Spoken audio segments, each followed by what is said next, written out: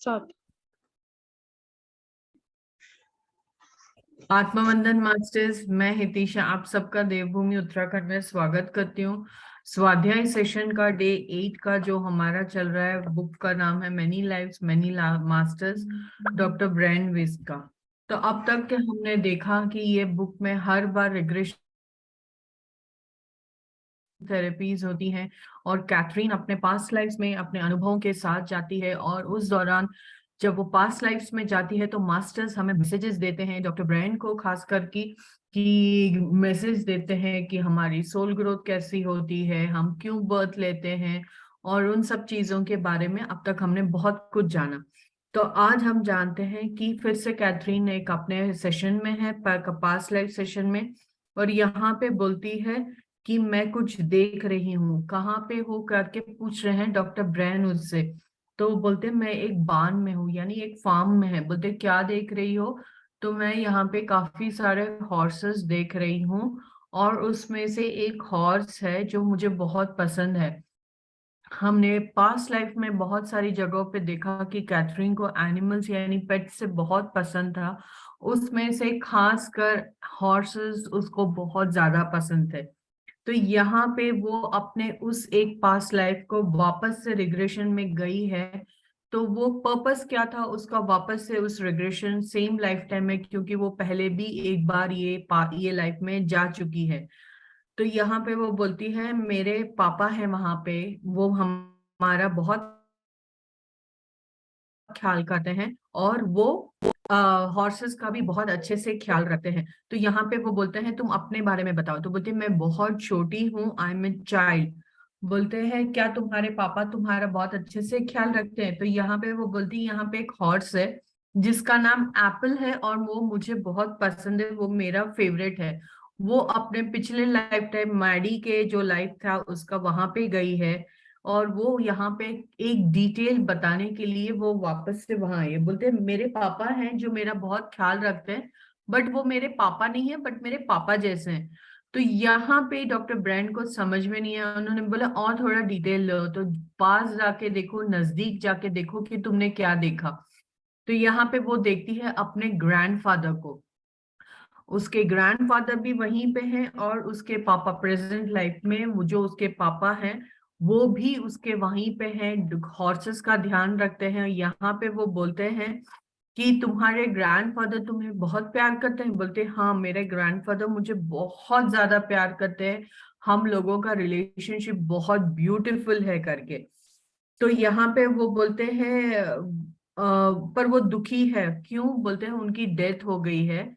तो बोलते हैं, तो यहाँ पे ब्रायन उनको समझाते हैं कि उनकी डेथ हुई है बट तुम उनसे फिर से मिलोगी करके। बोलते हैं हाँ। बोलते इतना डिफरेंशिएट क्यों है कि तुम्हारे दादा तुमसे बहुत, ग्रैंडफादर तुमसे बहुत प्यार करते हैं एंड तुम्हारे फादर नहीं। तो यहाँ पे वो हमें एक बहुत इंपॉर्टेंट मैसेज मिलता है, लर्निंग मिलती है कि यहाँ पे वो बोलते हैं क्योंकि उनके ग्रैंडफादर की लर्निंग हो चुकी है और उनके फादर की नहीं हुई है, इसीलिए उनके ग्रैंडफादर रिलेशनशिप्स को बहुत अच्छे से समझते हैं। लव को, लव, प्योर लव जो हमारा कोर है, हमारे एसेंस है, उसकी लर्निंग वो बहुत अच्छे से कर चुके हैं। इसीलिए वो हर चीज को, नेचर को बहुत प्यार से देखते हैं, वननेस में है। इसीलिए वो, और वो लर्निंग उनके पापा की नहीं हुई है। इसीलिए ही ट्रीट चिल्ड्रन यानी बच्चों को एक प्रॉपर्टी के तौर पे लगते हैं, ना कि एक प्यार के तौर पे। तो यहाँ पे बोलते हैं उसके पापा की अभी लर्निंग बाकी है। तो यहाँ वो पूछते हैं कि क्या स्टेजेस होना चाहिए जब हम फिजिकल स्टेट में हैं। बोलते फिजिकल फॉर्म में ये लर्निंग्स बहुत इजी होती है, हार्ड होती है, क्योंकि हम रिलेशनशिप में और फिजिकल फॉर्म में इमोशंस को, दुख दर्द को महसूस कर सकते हैं। इसीलिए लर्निंग थोड़ी सी टफ हो जाती है, जबकि एस्ट्रल प्लेन में ये सब कुछ बहुत इजी होता है करके। तो यहाँ पे वो पूछते हैं एस्ट्रल प्लेन के बारे में, स्टेजेस के बारे में। तो वो बोलते हैं एस्ट्रल प्लेन के स्टेजेस 7 हैं, जिनके हमने और भी पहले बात कर चुके हैं, जिसमें 2 स्टेजेस है, transition stage and stage of recollection. जहाँ पे डेप्थ जो हमने पिछले सेशन में सुना था उसी का आगे में वो डिटेल में बताते हैं। जब आपका जो डेप्थ है जिसके साथ आपके कर्म बैलेंस रह गए, आप वापस आते हो उनके साथ, वो बैलेंस करते हो और तभी आप आगे बढ़ सकते हो। तो यहाँ पे वो पूछते हैं कि तुम्हें वो प्लेन्स के बारे में क्या क्या याद है। तो बोलते हैं मुझे वही याद रहेगा जो मुझे जरूरत है, बाकी जो मुझे जरूरत नहीं है वो मुझे याद नहीं रह रहे। तो यहाँ वो बोलते हैं तुम बहुत अभी बेटर हो रही हो, तुम बहुत कॉन्फिडेंस हो, तुम्हारी लर्निंग बहुत अच्छी हो रही है, तुम्हारा डर, तुम्हारी एंजाइटी, वो सब चीज तुम छूट चुकी हो, तुम्हारा साइकिक पावर्स बढ़ चुका है। तो बोलते हैं हाँ अब मुझे डर नहीं लगता क्योंकि तुम हो और यू आर माई गाइड, जो मुझे इस सब में आगे जाके एक टीचर के तौर पे मुझे मदद करने वाले हो। कैथरीन अपने काफी सारे डिस्ट्रेस और सिम्टम्स जो थे वो काफी कुछ उसका खत्म हो चुका था। और यहाँ पे फिर वो दूसरे सेशन में जाती है अपने रिग्रेशन में। बोलते यहाँ पे काफी कार्विंग्स चल रही है गोल्ड के ऊपर। बोलते क्या है, बोलते वो लोग कुछ बिल्डिंग में काम कर रहे हैं, काफी चीजों पे काम कर रहे हैं। बोलते यहाँ पे कुछ रेड टाइप का है, कुछ क्ले जैसा है, वहां पे एक अलग सा फिगर को कुछ कार्व कर रहे हैं, यानी कुछ स्कल्पचर्स कारपेंटर की तरह पे कुछ कर रहे थे वो। तो यहाँ पे वो पूछते हैं थोड़ा डिस्क्रिप्शन दो, बिल्डिंग है क्या है, स्टोन है, क्या कार्य कर रहे हो। यहाँ पे कैथरीन हर एक चीज में सिर्फ यही बोलती है आई सी समथिंग इन रेड, मुझे रेड बहुत कुछ दिख रहा है, यहाँ पे हम कुछ काम कर रहे हैं। और वो चीज नोबल्स यानी जो बहुत उन्नत लोग हैं उनके पास जाएगी, और बाकी जो अच्छी वाली है और जो बाकी है वो हम बेच देंगे। बोलते हैं यहाँ पे क्या तुम्हारा काम है वो काविंग करना। तो बोलती है हाँ मैं काविंग करती हूँ। बोलते क्या तुम इसमें एक्सपर्ट हो। बोलते नहीं मेरी लर्निंग चल रही है यहाँ पे करके। तो यहाँ पे और डिटेल्स पूछते हैं कि क्या है वो, यानी उनको जानना था कि वो किस एरिया किस सेंचुरी में है करके। बोलती यहाँ पे बहुत धूल मिट्टी है, गर्म है, बोलती है बहुत माउंटेन्स है, और लोग यहाँ पे डर रहे हैं, बहुत डर में रहते हैं क्योंकि यहाँ पे लोग मर रहे हैं। तो बोलते हैं क्या हुआ। बोलते हैं यहाँ पे वो उसी लाइफ टाइम में गई है जब पानी से लोगों की मौत होती है, जहाँ पे कैथरीन की डेथ नहीं होती, बट यहाँ पे वो वापस गई है क्योंकि वहां पे फियर था। तो यहाँ पे वो बोलती है लोग यहाँ पे डर रहे हैं क्योंकि गॉड्स एंग्री हैं। तो वो पूछते हैं क्यों एंग्री है। बोलते हैं किसी ने कुछ डिसोबे किया है, जो कुछ पहनना था लेकिन लोगों ने वैसा किया नहीं है, इसीलिए गॉड्स एंग्री है और हम सब लोगों को उसका भुगतान करना पड़ रहा है। इसमें कई लोगों की डेथ हो गई है, उसमें उसके भाई की भी डेथ हो गई है। और क्या देख रही हो, यहाँ पे वो पूछ रही है। बोलते यहाँ पे एक प्रीस्ट है, टेम्पल में है, और बहुत बोलते हैं ना कि सॉफ्टली बोल रही है मुझे डर लग रहा है, और वो सडनली बहुत साइलेंट हो गई। यहाँ पे मास्टर्स आते हैं, मैसेज देना पड़ता है। और वो जो हमें डेप्थ के बारे में, जो दो स्टेजेस के बारे में हमने पिछले क्लास में सेशन में सुना था, जब वो बता रहे थे कि दो स्टेजेस है एस्ट्रल प्लेन में, reconciliation state and transition state. यहाँ पे मास्टर्स आते हैं और वापस से वही चीज के बारे में हमें बता रहे हैं मास्टर्स कि क्या है करके, वापस से डिटेल में बता रहे हैं कि ये जो प्लेन है ट्रांजिशन एंड रिकलेक्शन, वहां पे आप इंटर कम्युनिकेशन अलाउड है, जहां पे आपकी साइकिक एबिलिटीज के थ्रू आप फिजिकल फॉर्म में जो अर्थ में है उस लोगों को आप देख सकते हो, आपके मैसेज टेलीपैथी के थ्रू आप उनको समझा सकते हो। अगर आपका कोई एग्रीमेंट, कोई डेप्थ रह गया है तो आप यहाँ आते हो, कम्युनिकेट करते हो, उसको फुलफिल करते हो, और यहाँ आके आप देखते हो कि आपके लाउड वंस और क्लोज्ड वन कैसे हैं यहाँ पे करके। तो यहाँ पे कैथरीन बोलती है कि मुझे लाइट दिख रही है, एनर्जी दिख रही है। तो यहाँ वो पूछते हैं क्या तुम उस एनर्जी से हील हो रही हो। फील करती हो? तो बोलती है क्योंकि वो लोग उस स्टेट में थे, तो वो एनर्जी को फील, वो साइकिल, वो एबिलिटीज थे तो कर सकती है। तो यहाँ पे वो पूछते हैं कि नॉर्मल इंसान जो ह्यूमन, जो फिजिकल वर्ल्ड में है, वो इस एनर्जी को, इस कम्युनिकेशन, इस साइकिक एबिलिटीज को कैसे पहचाने, कैसे बढ़े, वो क्वेश्चन पूछा। तो यहाँ पे पूछते हैं थ्रू देयर माइंड्स। बोलते कैसे, यानी जब आप रिलैक्स रहते हो या आप जब सोते हो तब आपकी एनर्जी रिचार्ज होती है, और उस दौरान आपकी कनेक्शंस होती है अपने हायर सेल्फ से या सोर्स, या आप अपने स्पिरिचुअल वर्ल्ड के साथ इनर, जैसे हम मेडिटेशन, यहाँ पे वो वही बोल रहे हैं कि आप जब सोते हो तब जब हम एस्ट्रल ट्रैवल करते हैं वहां पे भी हमारी ग्रोथ होती है। तो यहाँ पे भी वो बोलते हैं when you are still, when you are silent, you can hear your inner voice. तो यहाँ पे वो बोलते हैं, वो पूछते हैं तुम कितनी बार बर्थ ले चुकी हो, क्या तुमने यही प्लेन में यानी अर्थ में ही तुमने बर्थ लिए हैं? तो वो बोलती है नहीं, मेरे काफी सारे लाइफ टाइम्स हुए हैं, मेरे डेथ से जो जिसके एग्रीमेंट्स के थ्रू मैं उन सभी लोगों को डेप्थ पे कर रही हूँ, बैलेंस कर रही हूँ, और मेरा प्रोग्रेस हो रहा है थ्रू हर एक लाइफ टाइम मेरी लर्निंग्स के थ्रू, और मैंने 86 बर्थ्स लिए हैं। तो बोलते तुम्हें क्यों सारे कुछ याद नहीं है?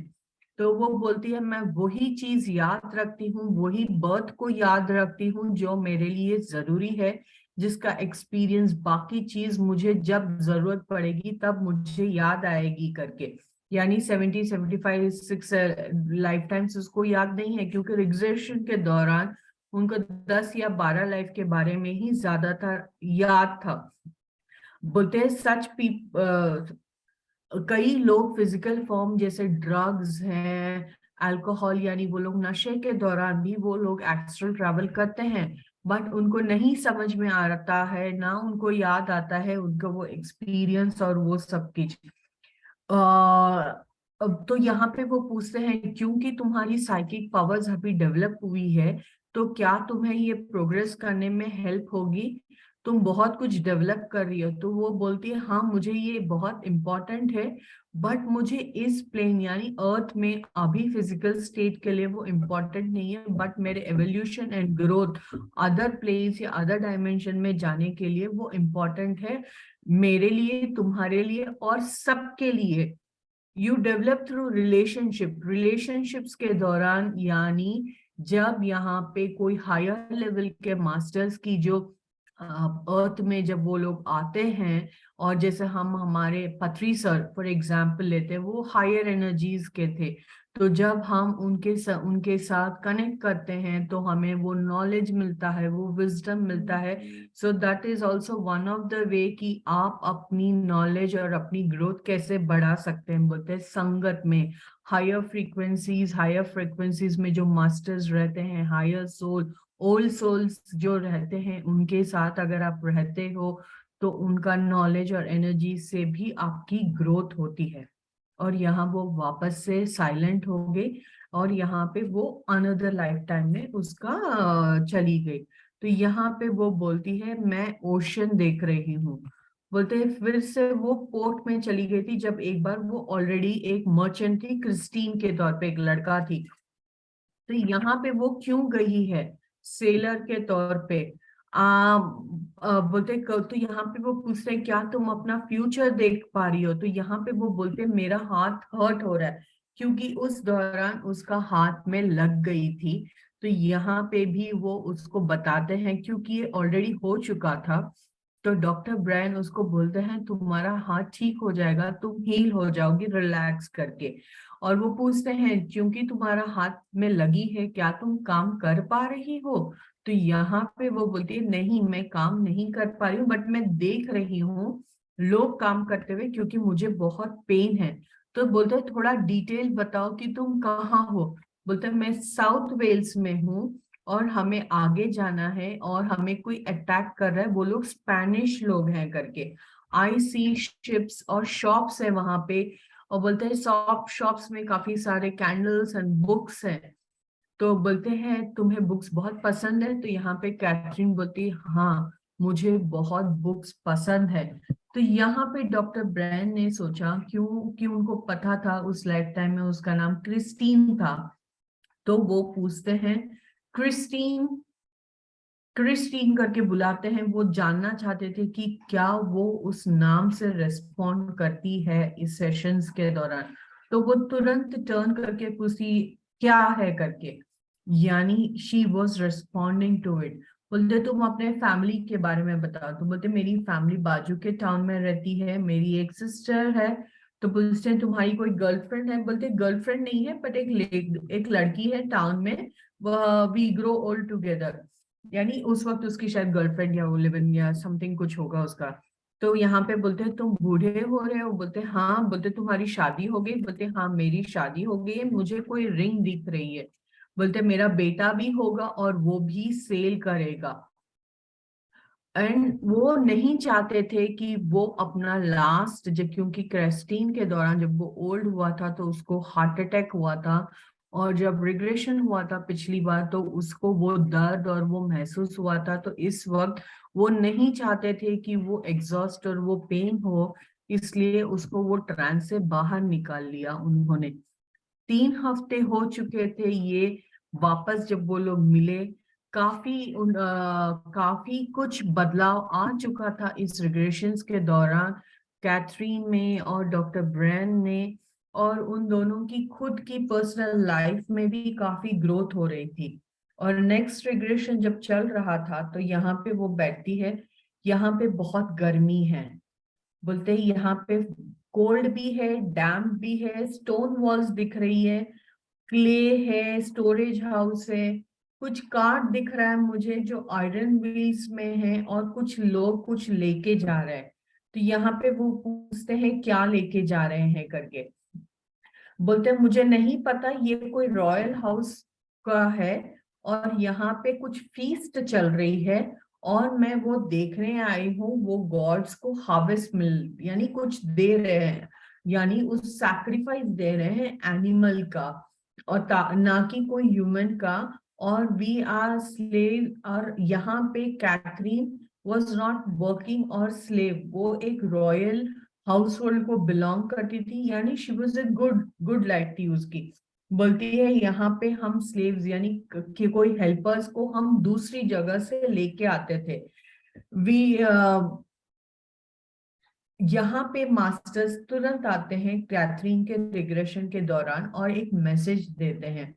मैसेज हमें क्या बोलता है, जैसे हम एक लाइफ टाइम में सिर्फ लेते हैं ना, कि मुझे ये चाहिए, मुझे वांट वांट वांट वांट करके ही रहता है। कुछ लोग कुछ बांटते नहीं है, सब कुछ लेते हैं, भले उनके पास बहुत कुछ हो, उनको जितनी जरूरत है उससे ज्यादा भले उनके पास हो, बट वो लोग किसी से साथ कुछ भी शेयर नहीं करते। उनका वो मन नहीं रहता है कि वो कुछ भी शेयर करें।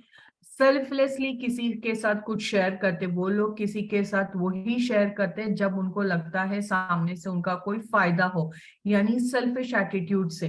तो यहाँ पे मास्टर्स हमें बहुत अच्छे से बताते हैं कि जैसे आप ले ले रहे हो, वैसे ही आपकी लर्निंग जब तक देने की नहीं होती सेल्फलेसली, तब तक आपका ये जो लेना और देना का जो बैलेंस है, जो एनर्जी है, वो नहीं होगी। आप जब किसी से कुछ दे रहे हो तो अनसेल्फिशली देना, कुछ भी सोच के मत देना कि ये मैं दे रही हूं तो इससे मेरा क्या फायदा होगा करके। और आपका ये जो लर्निंग है, ये तुम्हारी इंट्यूशन से भी आते हैं करके। तो यहाँ पे तुरंत मास्टर्स चले जाते हैं और कैथरीन वापस अपनी रिग्रेशन में आती है, और यहाँ पे वो बोलते हैं मुझे टूम स्टोन दिख रही है, यानी डॉक्टर ब्रैन जब उस सेंचुरी में थे उसके साथ, वहां पे डॉक्टर ब्रैन का जो डेथ था, जो बॉडी जहां पे रखी थी, क्रिश्चियंस लोग रखते हैं वहां पे टूम स्टोन्स बना के रखते हैं। बोलते हैं ब्लैक फेंस जैसा है, और उसमें तुम्हारा नाम लिखा हुआ है नोबल, 1668 से 1724 तक करके। और ये फ्रांस या रशिया के पास था। आप रेड यूनिफॉर्म में थे, हॉर्सेस थे, गोल्ड रिंग थी आपके पास करके। और यहाँ पे मास्टर्स उनको बताते हैं कैथरीन की जो रिग्रेशन थेरेपी है, यहाँ से हिप्नोसिस स्टेट ज्यादातर कैथरीन की था, काफी हद तक वो क्योर हो चुकी थी। और यहाँ से मैसेजेस देना भी बहुत ऑलमोस्ट खत्म हो चुका था, क्योंकि जितना मैसेज देना था वो मास्टर्स ने दे दिया। और आगे बताया था कि तुम अपने इंट्यूशंस के दौरान आगे से मैसेजेस मिलेंगे तुम्हें खुद पर्सनली। यानी अभी उनका जो मैसेज और जो ग्रुप था डॉक्टर ब्रेन का, वो खुद खुद पे काम करना था, खुद के हायर सेल्फ और खुद से मास्टर्स के साथ डायरेक्ट कनेक्शन था, ना कोई हिप्नोसिस सेशंस। 2 महीने हो चुके थे सेशंस क्लास खत्म होने के बाद, तो उसके बाद से कोई सेशन नहीं हुआ था कैथरीन का। और कैथरीन को भी इंटरेस्टेड नहीं था, क्योंकि उसका जो डर एंजाइटी जो था, वो कैथरीन को भी लगा था कि अब वो काफी हद तक हील हो चुकी है, और उसमें वो कॉन्फिडेंस और वो एनर्जी और वो पावर था कि वो अपना जो आगे की जर्नी है वो खुद से अकेले हैंडल कर सकती है बिना किसी हेल्प के। तो यहाँ पे 2 महीने के बाद कैथरीन आती है डॉक्टर ब्रैंड के साथ, क्योंकि उसके साथ एक बहुत अनोखी चीज हुई। कैथरीन ने अपने किसी फ्रेंड के कहने पे Iris Saltmans, well known psychic astrologer के साथ उसकी मुलाकात हुई, जो पास्ट लाइफ रीडिंग्स देखती हैं। तो वहां पे ये कैथरीन बहुत सरप्राइज हुई थी और शॉक हुई थी। इनफैक्ट डॉक्टर ब्रैन भी बहुत शॉक हुए थे, क्योंकि रिग्रेशंस के दौरान जो माइन्यूट डिटेल्स इनको पता लगी थी, वो सारी फ्रैगमेंट्स ऑफ लाइफ टाइम्स उसके जो थे, जहां जहां वो स्पेनिश में बॉर्न हुई थी, फ्लोरिडा में बॉर्न हुई थी, ये बहुत डिटेल्स जो थे उसके हर एक लाइफ टाइम के बारे में, जैसे वो जर्मन सोल्जर थी, किसी ने उसका गला काट दिया था, वो सारे हिप्नोसिस रिग्रेशंस के दौर पे जो उसके मिले थे डिटेल्स, वो सारी करस्पॉन्ड किया था माइन्यूट डिटेल्स के साथ कैथरीन को। तो ये चीज आने के बाद कैथरीन ने डॉक्टर ब्रैंड से बोला, जो डॉक्टर ब्रैंड खुद भी बहुत ज्यादा शॉक हुए थे। और ये जो क्वालिटी है एरिस की, वो बहुत कम लोगों में रहती है। आजकल लोग साइकिक और बोलता है ना फॉर्च्यून टेलर के नाम पे सिर्फ धोखा दे रहे हैं, लोगों का इस्तेमाल कर रहे हैं, उनके डर को, अंधविश्वास को यूज कर रहे हैं। तो यहाँ पे भी वो बताते हैं कि साइंटिफिक मेथोडोलॉजी, जैसे ये जो आ रहे हैं, वो डर को ना काम करके they have to be genuine and true, कि आप किसी की जब मदद कर रहे हो तब अपना सही तौर पे, बोलते हैं ना, निस्वार्थ से और पूरी श्रद्धा के साथ आपको किसी की मदद करनी चाहिए।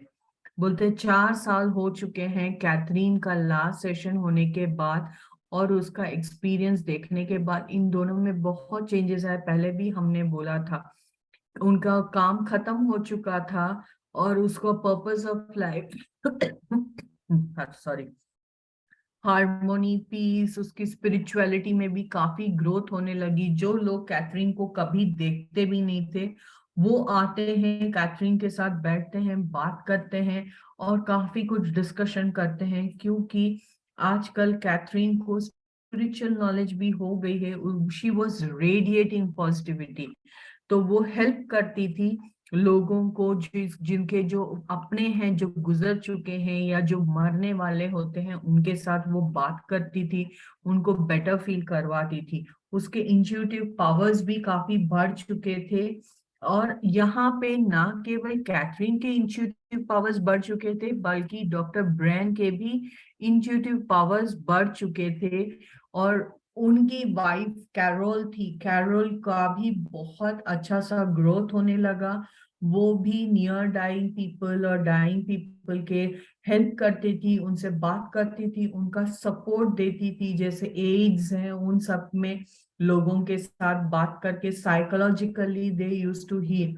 उनके बच्चे दोनों जो हैं, उनका भी बहुत अच्छा, एमी जो उनकी बेटी है, उसमें भी अबव एवरेज साइकिक एबिलिटीज भी डेवलप होनी चालू हो गई। जॉर्डन जो उसका बेटा था वो भी एक लीडर, नेचुरल लीडर के तौर पे उसके भी साइक, और वो बहुत अच्छे से उसकी भी ग्रोथ होने लगी। यहाँ पे डॉक्टर ब्रांड जो बोलते हैं वो बोलते हैं कि उनके जो इंट्यूटिव पावर्स जो उन्होंने बोला था कि तुम अभी अपनी जर्नी और तुम्हें इंट्यूशंस अपने आप आने होंगे। यहाँ पे वो बोलते हैं कि वो खुद भी मेडिटेशन करते थे, जो पहले सिर्फ हिंदुइज्म में होता था, उसके थ्रू वो भी मेडिटेशन करते हैं, और उनको ड्रीम्स में कई बार वो मास्टर्स के साथ बातें करते हैं, वो अपीयर होते हैं उनके नींद में और उनको लेक्चर्स देते हैं, क्वेश्चन एंड आंसर्स होते हैं।